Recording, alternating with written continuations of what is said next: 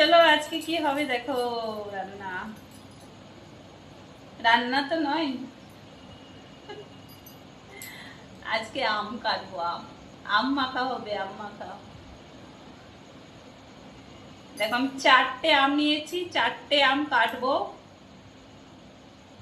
মাখা করব। চলো কে কে খাবে চলে আসো, কে কে খাবে চলে আসো।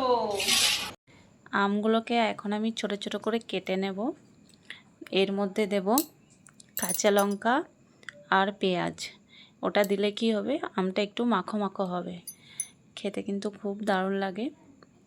তো আমি মিক্সিতে বেটে নিলাম, আমটাকেও মিক্সির মধ্যে আধ ভাঙা করে নিলাম, মানে খুব মিহি করে বাটলাম না ওটাকে, আধ ভাঙা করে ভাঙলাম।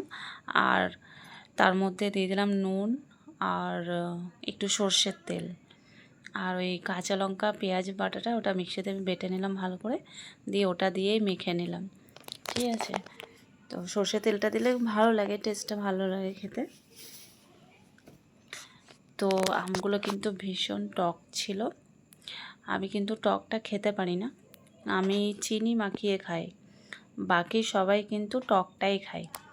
ওরা কিন্তু চিনি দিলে খেতে পছন্দ করে না, কিন্তু আমি যখন খাই তখন ওটাকে চিনি মাখিয়ে খাই, কারণ আমটা ভীষণ টক ছিল। আমি একটু টেস্ট করলাম, ভীষণ ঝালও হয়েছে আর টক। কার কার জিভে জল এলো একটু কমেন্ট করে জানিও কিন্তু।